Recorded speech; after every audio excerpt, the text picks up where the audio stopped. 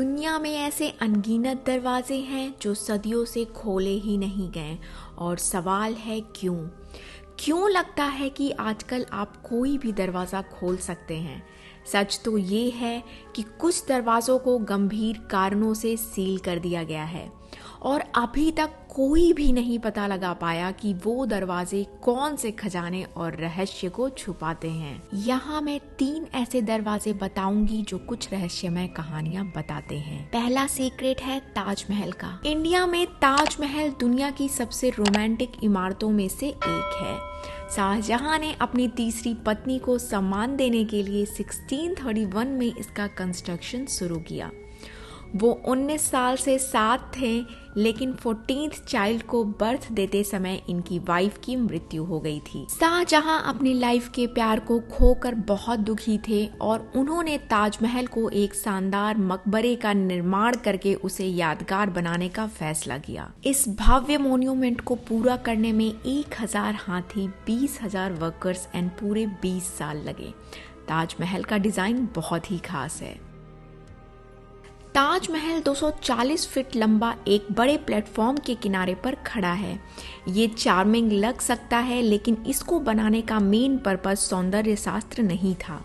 17th century में बहुत सारे बड़े आर्किटेक्चरल कंस्ट्रक्शंस अपने ही भार के नीचे दब गए, इसलिए ताजमहल के चीफ आर्किटेक्ट ने टावरों को मकबरे से दूर रखा। इसके अलावा उसने उन्हें इस तरह से झुकाया कि अगर वो गिरे तो मलबा ताजमहल के बाकी हिस्सों को नुकसान ना पहुंचाए। लव मॉन्यूमेंट होने के साथ साथ ताजमहल एक मिस्टीरियस प्लेस भी है। ताजमहल में कई सारे सेल रूम्स हैं जहां किसी को भी जाना अलाउ नहीं है।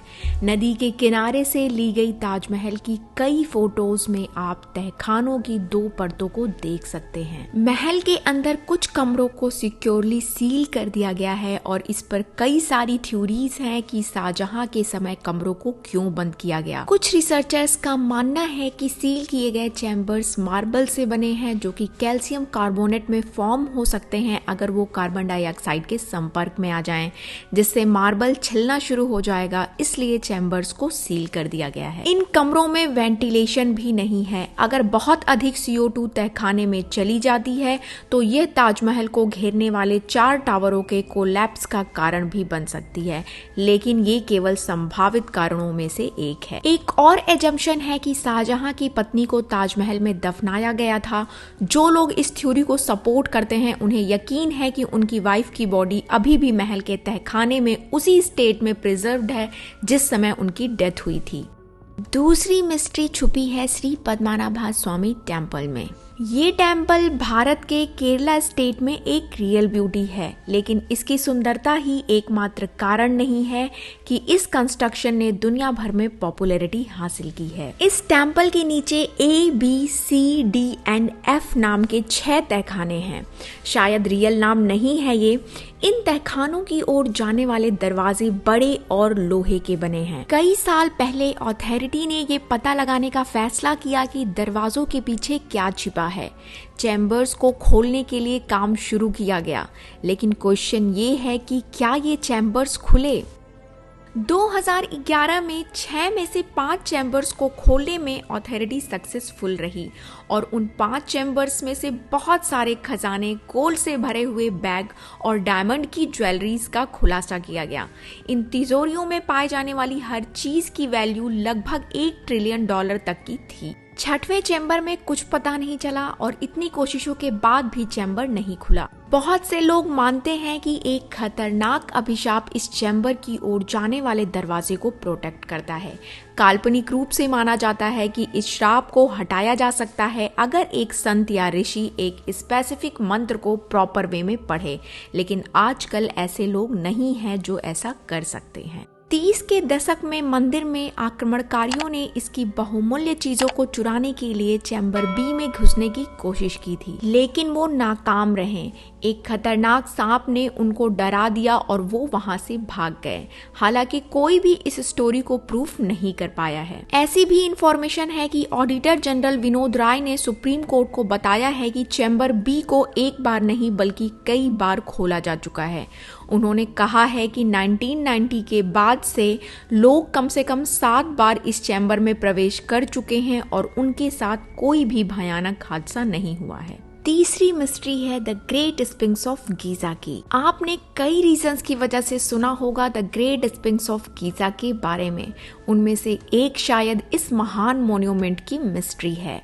सबसे पहले मैं बता दूं कि ये दुनिया की सबसे बड़ी अखंड मूर्ति है, जिसकी height 66 feet, width 62 feet and length 240 feet की है। कुछ रिसर्चर्स के अकॉर्डिंग इसका कंस्ट्रक्शन लगभग 4500 वर्ष पहले हुआ था। स्फिंक्स अपने आप में एक ऐसा प्राणी है जिसे आप मिस्र और ग्रीक दोनों पौराणिक कथाओं में देख सकते हैं। इसमें एक वुमेन का हेड और एक लॉयन की बॉडी है। The great sphinx of Giza के कंस्ट्रक्शन को 100 वर्कर्स ने लगभग 3 साल में पूरा किया था। हालांकि कुछ एविडेंस बताते हैं कि इस टाइम की तुलना में ये पहले ज्यादा बड़ा था। कुछ आर्कियोलॉजिस्ट के ग्रुप ने साइट के पास छोड़े गए बड़े पत्थर के ब्लॉक एंड टूल किट की खोज की। इंटरेस्टिंग बात यह है कि इस स्फिंक्स को बनाने वाले वर्कर्स गुलाम नहीं थे और उन्हें अलग अलग टाइप के मीट जैसे भेड़ और बकरी खिलाया गया था, लेकिन ये मेन सीक्रेट नहीं है। एक सिस्मोग्राफ की हेल्प से रिसर्चर्स ने 25 फीट की गहराई पर 2 रेक्टेंगुलर चैम्बर्स की खोज की। ये चैम्बर्स जमीन के अंदर हैं जहां स्फिंक्स का पंजा है। एक थ्योरी है जिसमें कहा गया है कि इन चैम्बर्स में रिकॉर्ड के पौराणिक हॉल हो सकते हैं। माना जाता है कि इस हॉल में प्राचीन कागज के रूप में स्वयं जीवन का ज्ञान है। कुछ लोगों का तो यह भी मानना है कि प्राचीन मिस्र के लोग अटलांटिस के इतिहास का दस्तावेजीकरण करने में कामयाब रहे, जो फेमस और खोया हुआ महाद्वीप है। अनफॉर्चुनेटली इस थ्योरी के पास उसका समर्थन करने के लिए कोई प्रूफ नहीं है। आर्कियोलॉजिस्ट का मानना है कि इस चैम्बर के 2 एंट्रेंस हो सकते हैं, लेकिन दोनों ही सील रहते हैं। अब तक अथॉरिटी ने रिसर्चर्स को अलाउ नहीं किया कि वो अंडरग्राउंड चैम्बर्स के बारे में पता लगा सकें। तो आप इनमें से कौन सा दरवाजा खोलना पसंद करेंगे, नीचे कमेंट सेक्शन में जरूर बताएं। लाइक बटन को हिट करना ना भूलें। इस वीडियो को अपने उन फ्रेंड्स को जरूर शेयर करें जो मिस्ट्रीज को जानने में इंटरेस्ट रखते हैं। चैनल पे नए हैं तो चैनल सब्सक्राइब जरूर करें ऐसी नई वीडियोस के लिए। Thank you so much for watching. मिलती हूँ आपसे मैं नेक्स्ट वीडियो में। Bye bye.